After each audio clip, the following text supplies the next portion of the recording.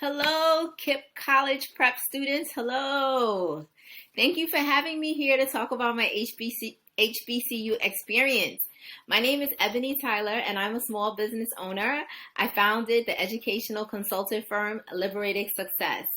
I help students figure out their career path, and I support them in their internship experience. So talking to you is right up my alley, and I am so happy to be here. So let's get started. I was fortunate enough to attend two HBCUs. I attended Norfolk State University in Virginia, and I attended the University of Maryland Eastern Shore in Princeton, Maryland. That's where I graduated from. This is my degree, my bachelor's degree, and these are my actual cum laude ropes. And this is my tassel that I graduated in 1999. Okay, so this is up in my house, like inspiration from my kids. Yeah, okay. So I grew up in the 1990s, and I went to high school in Brooklyn, a New York City public school called Midwood High School at Brooklyn College in Flatbush. And every Thursday night, I would watch a show called A Different World. And this show inspired me to want to go to an HBCU. I didn't even apply to any other schools. I only applied to HBCUs, okay? So I want to share a quick video with you. I know my parents love me, stand behind me, come one day. I know now that I'm ready, because I finally heard them say, it's a different world from where you come from.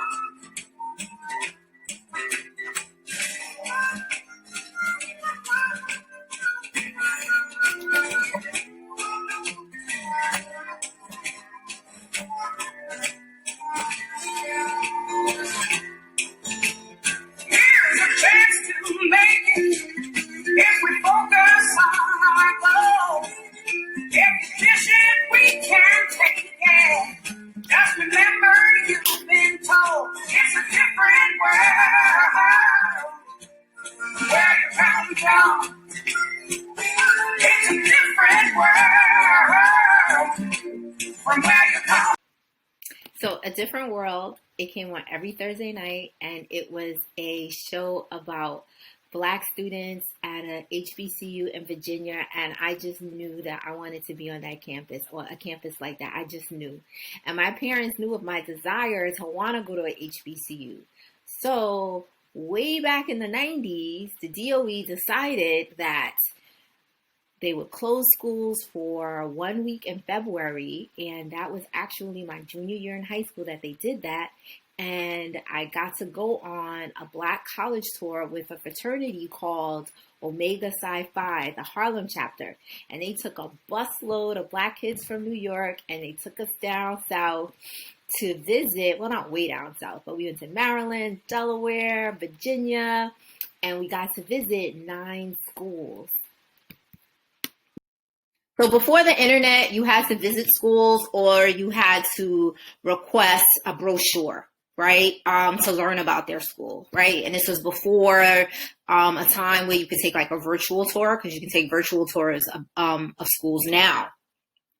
So I went on this 1 week Black college tour, and we visited 9 schools, right? We went to Morgan State, UMES, Norfolk State, Bowie State, Delaware State, Howard, Hampton, Coppin, and one more that I can't remember. So clearly that school did not make an impression on me. But before going on the college tour, we had to attend weekly workshops where we learned about the admissions process and the financial aid process. And they really wanted to prep us to make sure that when we went to the schools that we asked appropriate questions, right? So the first HBCU that I went to was Norfolk State. Behold, the green and gold. So that is the Chesapeake Bay Bridge and Tunnel. I remember I said Norfolk is in Virginia. It was 8 hours away. And even though I really liked my school and my grades were good, and I really liked my teachers and my classes, and I had a few friends, I still struggled to fit in there because it was so big. It was just really big, and it was so far away from home. So I was homesick a lot, so it just wasn't a right fit for me. So I talked to my family, and my dad said, okay, you can transfer, but you only get one transfer.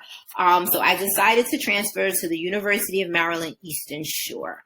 Now, both of my parents went to Brooklyn College, and my dad said, like, if you don't like Eastern Shore, you're going to have to come back and go to Brooklyn College. So I said in my heart that I'm going to really love this school, and I'm going to really work at trying to find, my tribe and trying to find the good here. And I absolutely loved it. It's a very small school. When I was there were about 3,000 students. It's a very small campus, and it's a beautiful campus. So these are just some pictures of some kids that I found on the internet celebrating their school spirit, and you can see the classrooms. Now, everyone at UMES is like a family because it's such a small school and everyone knows everybody. And also what tended to happen was you would link up with kids by your geographic area. Oh, you're from New York? You're from New Jersey? I'm from New York. I'm from New Jersey. Kids from Baltimore hung out with each other. Caribbean kids hung out with each other. African students hung out with each other. It was really a great time. Attending an HBCU showed me that there are so many different ways to be Black, right? So many different flavors of Blackness. I absolutely loved it. I learned about go-go music, which is a music that's indigenous to DC, that beat, amazing. I became friends with girls from Prince George's County. I became friends with students who are from West Africa. It just gave me a different flavor of what it's like to be Black, right? My teachers were very nurturing and caring, and being at a HBCU gives you 4 years where the weight of racism, the weight of the white gaze is not on you, right? You just get to be, just be at your school, learning without all of the extra stress that comes with being Black in America. That's just real, right? And I feel like going to an HBCU, I didn't have to try to fit in and find that mold. And you kind of gravitate to your tribe.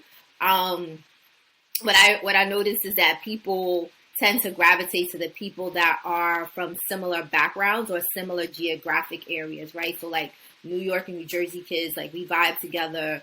Baltimore kids, they kind of stick together. DC. But then when you're in your classes and you're in your major, that's when you start meeting other people. And once you start living on campus and you have to live with, girls from PG, and you see how they give it up. As opposed to how girls in New York are. It's wonderful. It's so much fun. Again, going to an HBCU is like a big melting pot of Blackness. So I would absolutely do it again.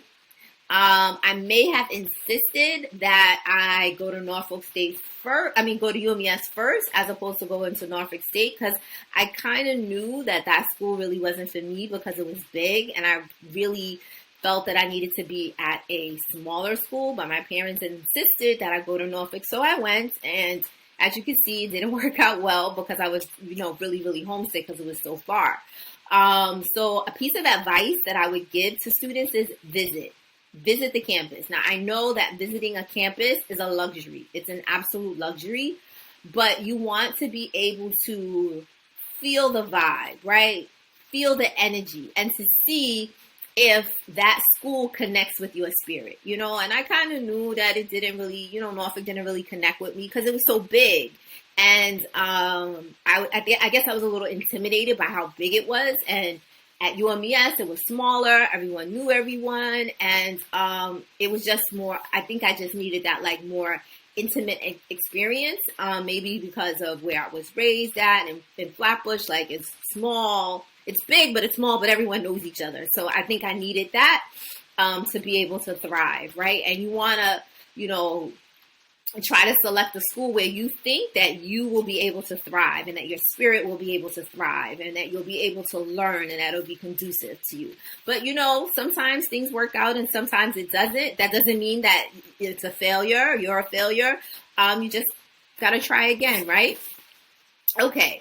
One other thing that I may have changed is maybe I would have wanted to pledge a sorority. That's maybe something that I wanted to do that I didn't get a chance to do. But that's okay. So I would say talk to people who, the school that you're interested in, talk to people that went to that school, who graduated, talk to current students. HBCU alumni, we love to talk about our schools. Like, we absolutely love talking about our schools. So I would say, you know, go on the Googler, go on Facebook, go on Twitter, and maybe, you know, put up a post and say, did anyone go to Morgan State? Did anyone go to UMES? Did anyone go to Howard? Did anyone go to FAMU? And just put it out there and say, you know, I'm interested in going to the school. Maybe you can share your experience with me because I'm trying to make a decision, right? You know, I'm really interested. Again, HBCU grads love talking about their schools. So if you're interested in learning more about the University of Maryland Eastern Shore, feel free to email me at missebony@liberatedsuccess.net.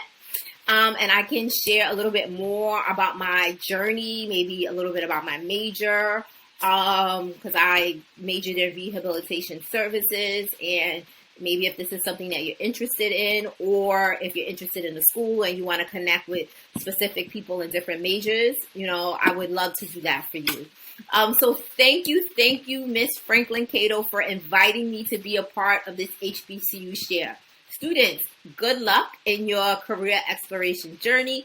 Good luck in your college search. This is a fun time. And, you know, take it all in. You know, feel it. It's an excellent time. It's so much fun. And Hawk Pride. Catch it. Woo! Thank you. Bye.